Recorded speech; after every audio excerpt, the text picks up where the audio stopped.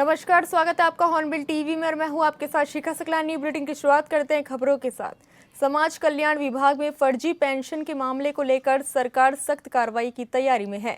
Cabinet मंत्री खजान दास ने कहा कि करीब 900 ऐसे मामले चिन्हित किए गए हैं जिनमें पेंशन दिए जाने की शिकायतें सामने आई है। इन मामलों की जांच की जा रही है और जांच रिपोर्ट सामने आने के बाद पूरी रिपोर्ट मुख्यमंत्री पुष्कर सिंह धामी को सौंपी जाएगी। उन्होंने कहा कि सरकार पूरे तथ्यों के साथ रिपोर्ट तैयार कर रही है और जांच के आधार पर आगे की कार्रवाई की जाएगी।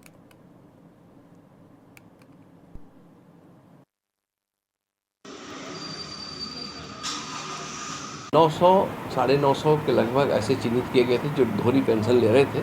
उसमें बाकायदा इंक्वायरी चल रही है और जांच रिपोर्ट जैसे ही सामने आएगी फिर माननीय मुख्यमंत्री जी के पास सौंपी जाएगी। उसमें माननीय मुख्यमंत्री निर्णय लेंगे। के अधीन है, हम लोग अपनी पूरी रिपोर्ट को पूरे तथ्यों के साथ माननीय मुख्यमंत्री जी देंगे।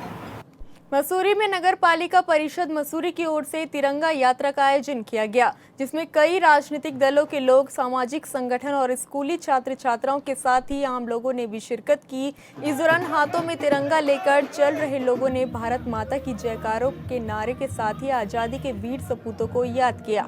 कार्यक्रम में पहुंचे मसूरी विधायक और कैबिनेट मंत्री गणेश जोशी ने हर घर तिरंगा कार्यक्रम के तहत सभी लोगों से अपने घरों में तिरंगा लगाने और देश के लिए बलिदान देने वाले लोगों को श्रद्धांजलि देने की अपील की।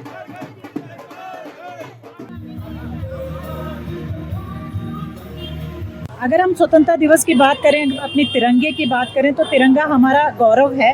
और ये तिरंगा यात्रा का आयोजन के पीछे जो हमारा मकसद है वो यही है। एक तो हम अखंडता का संदेश हम लोग देना चाह रहे हैं। जो हम आपस में जिस तरीके का बैर हम लोग रखते हैं अपने धर्म को लेकर के, क्षेत्र को लेकर के, वो उस तरीके का बैर का हम समापन करें। दूसरी बात, जो हमारी युवा पीढ़ी है, हम ये तिरंगा यात्रा उनको याद दिलाती है कि हमारे जो देश के जो शहीद हैं, जिन्होंने ये आज़ादी हमको दिलाई है, वो अपने खून पसीना बहा करके अपना को शहीद करके ये आज़ादी हमको मिली है। तो इस आज़ादी का उपयोग हम किस रूप में करें? सबसे पहले हमारे लिए देश होना चाहिए, उसके बाद हमारे लिए सारी चीज़ें होनी चाहिए। ये तिरंगा यात्रा हमारे संस्कारों को, हमारे मूल्यों को और हमारी जो कार्यशैली है देश के लिए, उसको प्रतीक करती है। उत्तराखंड कांग्रेस ने मतदाता सूची के विशेष गहन पुनरीक्षण यानी एसआईआर की प्रक्रिया पर सवाल उठाए। कांग्रेस प्रदेश अध्यक्ष गणेश कोदियाल ने कहा कि फॉर्म 7 के जरिए बीजेपी के लोग ऐसे एक व्यक्ति के नाम पर 100 आपत्तियां लगा रहे हैं। उन्होंने कहा कि नोटिस में नाम की छोटी मोटी त्रुटियां को ठीक किया जा सकता है। कांग्रेस की मांग है कि आपत्ति लगाने वाले की पहचान हो।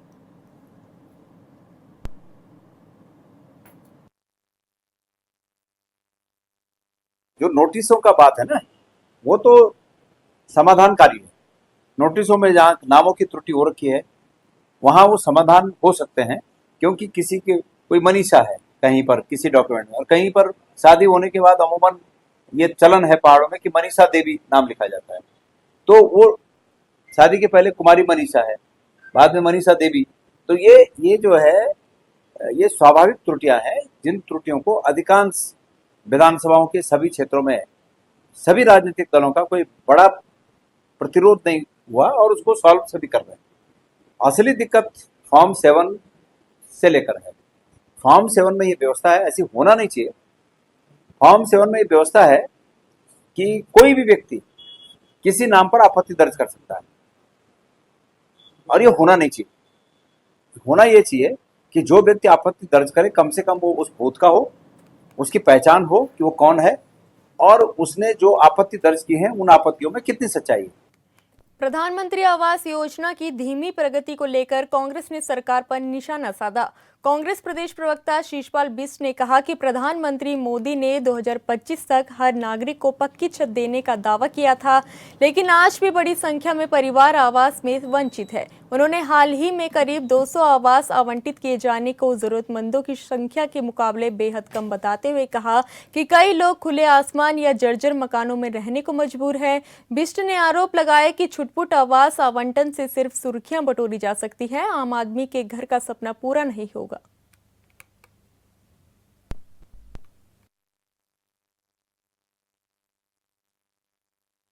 देखिए, प्रधानमंत्री नरेंद्र मोदी जी अपने कई भाषणों में कहते थे कि 2025 का वर्ष होगा और देश के हर नागरिक के पास अपना भवन होगा, अपनी छत होगी, लेकिन अभी तक तो वो भवन का सपना आम नागरिक का पूरा नहीं हुआ है।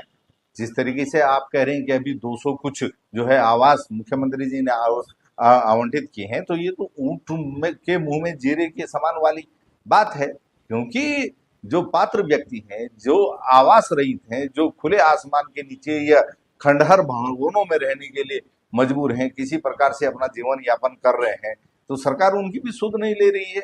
और जो मुख्यमंत्री प्रधानमंत्री आवास योजना है वो बहुत मंथर गति से चल रही है, और अगर इसी गति से चलती रही तो जो आम आदमी के स्वयं के आवास का सपना वो कभी पूरा होने वाला नहीं है। हाँ, ये छुटमुट जो है आप आवास आवंटित करके अखबारों की सुर्खियां जरूर बना सकते हैं, वाहवाही जरूर लूट सकते हैं, लेकिन ये आम आदमी के घर के सपने को पूरा करने वाला नहीं है, ये निश्चित है।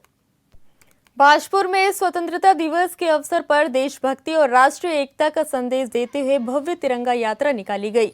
इस यात्रा में स्कूली बच्चों के साथ बड़ी संख्या में एनसीसी कैडेट्स ने हिस्सा लिया। हाथों में तिरंगा और जुबां पर भारत माता की जय के नारों से पूरा शहर देशभक्ति के रंग में नजर आया। इस दौरान बच्चों और एनसीसी कैडेट्स में खासा उत्साह देखने को मिला। साथ ही भारत माता की जय और वंदे मातरम के नारों से पूरा बाजपुर गूंज उठा। तिरंगा यात्रा के माध्यम से लोगों को राष्ट्रीय एकता, अखंडता और देश के प्रति समर्पण का संदेश दिया गया।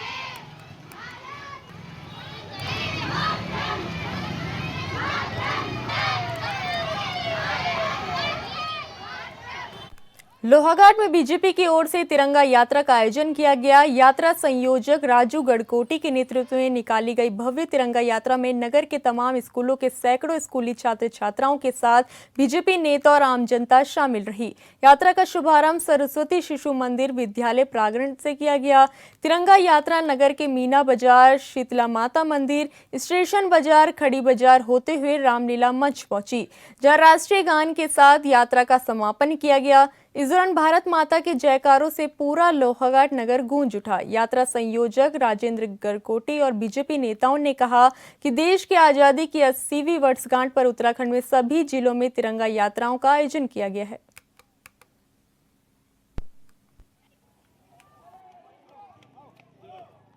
तिरंगा यात्रा निकाली जा रही है। पूरे देश में स्वतंत्रता दिवस का जश्न मनाया जा रहा है और तिरंगा यात्रा का संदेश यह है कि हम देश की आज़ादी के प्रति समर्पित रहें और जो हमारे स्वतंत्रता संग्राम सेनानी देश को आज़ाद कराने के लिए अपना बलिदान दिया है, अपना त्याग किया है, हम उनके बताए हुए रास्ते पर चलूं। और ये तिरंगा यात्रा संदेश देती है कि हम अपने राष्ट्र के प्रति समर्पित रहें, अपने मन, कर्म और वचन के माध्यम से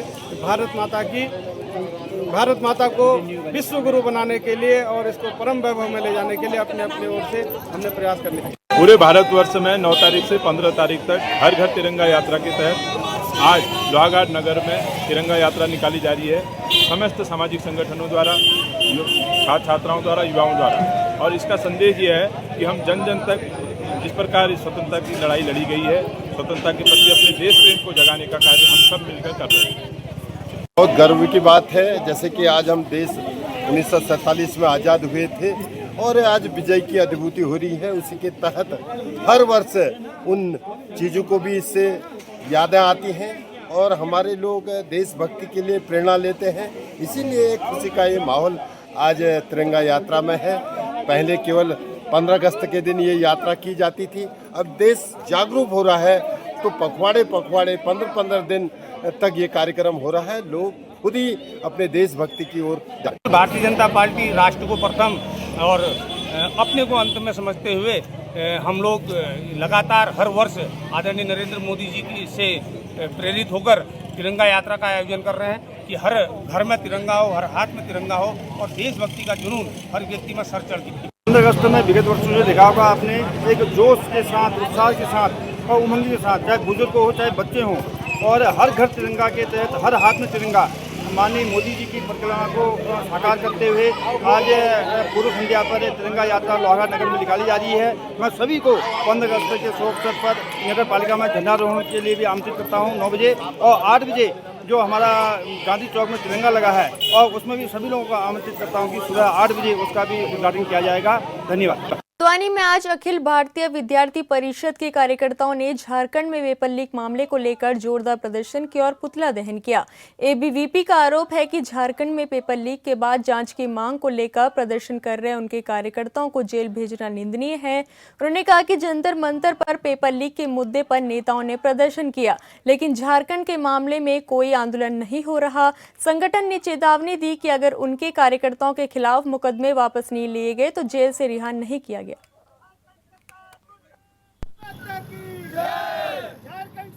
मैं आप सभी को बताना चाहूंगा, इस वक्त अखिल भारतीय विद्यार्थी परिषद कुमाऊं के सबसे बड़े महाविद्यालय एमबीबीजी महाविद्यालय के बाहर पे यहाँ पे विद्यार्थी परिषद द्वारा एक पुतला फूंका गया, जो झारखंड में जो बच्चे जो पेपर लीक के कारण जो वहाँ धरना प्रदर्शन कर रहे थे उन लोगों को सजा करी गई है, उनको जेल भेजा गया है। तो सबसे आप सभी को पता है झारखंड में पेपर लीक हुआ है, जिसको लेकर वहाँ काफी लंबे समय से छात्र छात्राओं द्वारा अखिल भारतीय विद्यार्थी परिषद के कार्यकर्ताओं द्वारा प्रोटेस्ट चल रहा है। लेकिन झारखंड सरकार ने छात्र छात्राओं की मांग को ना सुनते हुए, छात्रों के हित में काम ना करते हुए छात्र छात्राओं को अखिल जौलीग्रांट क्षेत्र में बजरंग दल से जुड़े कार्यकर्ताओं ने गौवंश से भरी एक पिकअप गाड़ी पकड़कर उसमें सवार 4 गौवंश को मुक्त कराया। कार्यकर्ताओं ने वाहन और गौवंश को जौलीग्रांट पुलिस चौकी के सुपुर्द करते हुए मामले में कार्रवाई की मांग की।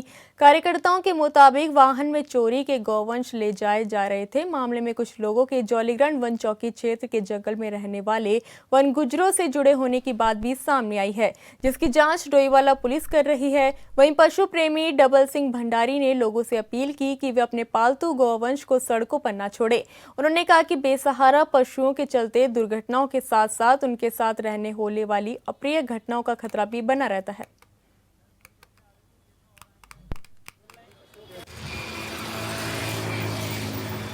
ढाई महीने से हम रोज रात्रि में जग के यहाँ पे ये राखी कर रहे हैं इनकी कि ये हमारे पकड़ में आए। पहले तो इनका आपस में ही कुछ विवाद चलता रहा, जिसकी वजह से ये चुप बैठे हुए थे। फिर सावन का महीना लग गया, उस वजह से भी चुप बैठे रहे। लेकिन अब जैसे ही सावन का ये इनकी शिवरात्रि गई सावन की, तो ये अपने सक्रिय हो गए। और कल हमने इनको रात में जब इनकी गाड़ी देखी तो हम इनके पीछे पड़े रहे और हमने इन्हें सुबह आज पकड़ लिया। ये काफ़ी टाइम से सूचना मिली हुई थी। पूरी टीम थी, बजरंग दल की, अमित भाई थे, भाई साहब हैं, गुप्ता जी सभी हैं, निहाल वगैरह, राहुल वगैरह हैं, तो अपने भाई साहब भी हैं। तो काफ़ी टाइम से सूचना लगी थी, फील्डिंग लगा रखी थी इनकी 15-20 दिन से। तो कल रात्रि में सुबह 3 बजे की बात है आज, तो एक गाड़ी आई। पहले 4 लोग आए बाइक पे, उन्हें रेकी करने कोई है नहीं। गाड़ी आपका जो एयरपोर्ट रहा है यहाँ पे लगी हुई थी, तो एक गाड़ी आई पिकअप, वो अंदर गई। 4 व्यक्ति थे उसके अंदर, लाइट बंद करके। तो उन्होंने वहाँ से गोवंश लोड करे। तो जब वो गाड़ी वहाँ से निकली, सभी लोगों ने अपनी गाड़ियों से उसका पीछा करा, तो उसने काफ़ी तेज़ भगाई गाड़ी। जब वो पकड़ा गया आपका भानिया वाले के पास, जैसे उसने गाड़ी नीचे डाली, पीछे लगी हुई थी, तो उसका टायर फट गया था। गाड़ी वहाँ रुकी, सभी टीम साथ में थी। तो उसके अंदर 4 गौवंश थे और मौके पे जो 4 लोग थे, एक मासूम अली था, सत्तार था और 2 और थे व्यक्ति जो साथ में थे, वो लोग वहाँ से मौके से फ़रार हो गए। और ये जो गौवंश की जो तस्करी हो रही है, हमने पहले ही प्रशासन को जगाया, पुलिस प्रशासन को भी बोला था कि भाई यहाँ से डोईवाला क्षेत्र से गौवंश की तस्करी हुई थी। आज ये लोग सभी पकड़े गए हैं। हमने अपना जौलीग्रांट चौकी के माध्यम से हमने एप्लीकेशन दे दिया कि इन लोगों पर से कड़ी कार्रवाई की जाए। मसूरी देहरादून मार्ग पर मैगी पॉइंट के पास एक लोडर जीप की बॉडी में 22 वर्षीय युवक का शव मिला। स्थानीय लोगों की सूचना पर पहुंची पुलिस ने शव की जांच शुरू कर दी है। पुलिस ने शव को पोस्टमार्टम के लिए भेज दिया। युवक के गले में पतली प्लास्टिक की रस्सी बंधी मिली है, जिसे मामला संदिग्ध माना जा रहा है। पुलिस आसपास लगे सीसीटीवी कैमरों की फुटेज खंगालने के साथ हर एंगल से जाँच कर रही है।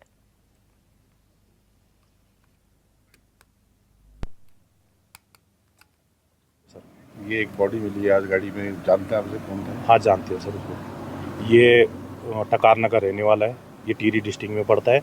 ये मसूरी से जो है अपने सामान के लिए देहरादून जाता है। सुबह 3 बजे घर से निकला है। तो सुबह जब किसी ने यहाँ पे देखा तो ये यहाँ पे लटका हुआ था। क्या मानते मौत का कारण क्या हो सकता है? देखो सर, जिस हिसाब से तो गाड़ी की हाइट और उसकी हाइट देख रहे हैं, उस हिसाब से तो ये ऐसा तो कोई कर नहीं सकता कि इतनी उसकी हाइट है तो फंदा डाल दे। देखो तो अब पोस्टमार्टम के बाद पता ही चलेगा कि क्या हकीकत है।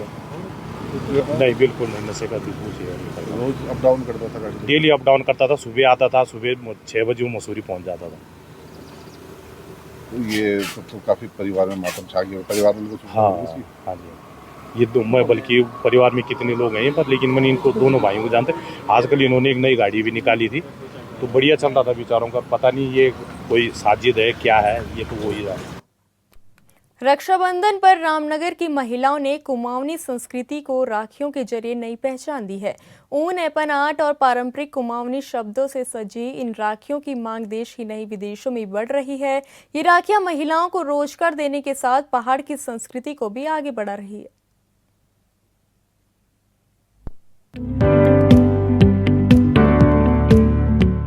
उत्तराखंड के नैनीताल के रामनगर की निवासी रंजना नेगी ने एक विशिष्ट एपन आर्ट राखी व्यवसाय आरंभ किया है। उनका ये उद्यम रक्षाबंधन के लिए हस्त निर्मित राखियां बनाने पर केंद्रित है, जिसका उद्देश्य लोगों को समृद्ध कुमाऊनी संस्कृति से जोड़ना है। ये बाजार में उपलब्ध सामान्य तैयार राखियों के समक्ष एक अनूठा और सार्थक विकल्प प्रस्तुत करता है।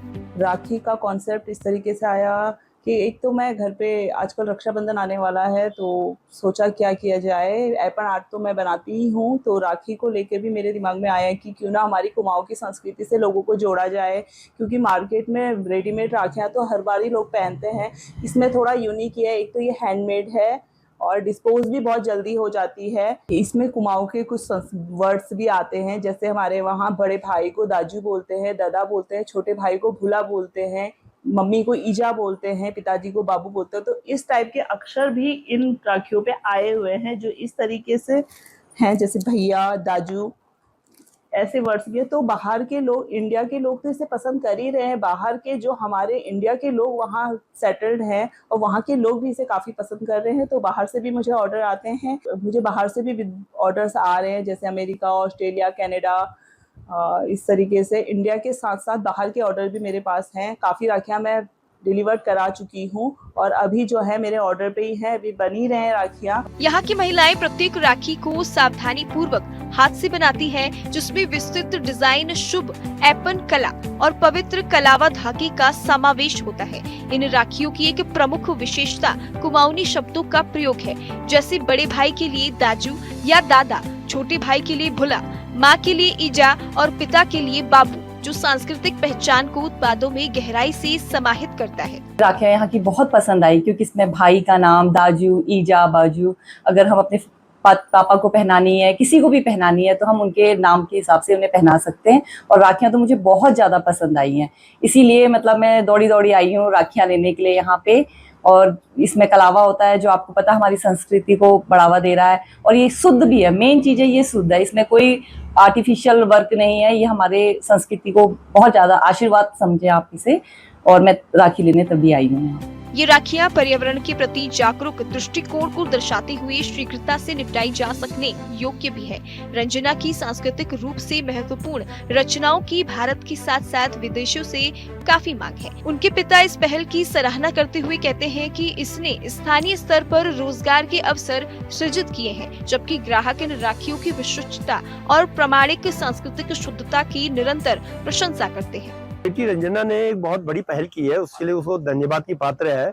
उसने हमारी लोक संस्कृति को आगे बढ़ाने के लिए, लोक संस्कृति की जो विधा है एपन को आगे बढ़ाने की दिशा में जो कदम उठाया और उसको एक रोजगार का अवसर बनाया है, और अवसर बना करके उसने बहुत सुंदर सुंदर राखियां बनाई हैं। और वर्तमान में राखियां उसकी जो है विदेशों से भी जो प्रवासी भारतीय हैं वो उसकी डिमांड कर रहे हैं। अब प्रवासी उत्तराखंड के ही नहीं, हमारे देश के कई लोग जो है उसको जहाँ जहाँ राखी का त्योहार होता है वो लोग बहुत अच्छे उसकी डिमांड कर रहे हैं। निश्चित तौर पर रोजगार बढ़ाने की दिशा में एक बहुत बड़ी पहल है। हम इसके लिए जो है रंजना को जो है बहुत बहुत धन्यवाद देते हैं। राखियों पर पारंपरिक पहाड़ी शब्दों और कला की सुंदर झलक मिलती है। रामनगर क्षेत्र की महिलाओं के लिए यह आजीविका का जरिया है। स्थानीय स्तर से शुरू ये पहल अब देश विदेश तक अपनी पहचान बना चुकी है।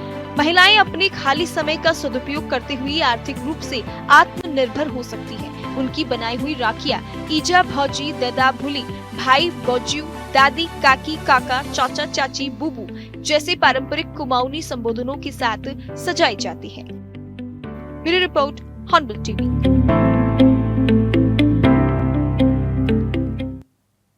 फिलहाल इस बुलेटिन में इतना ही। आप देखते रहिए हॉर्नबिल टीवी। नमस्कार।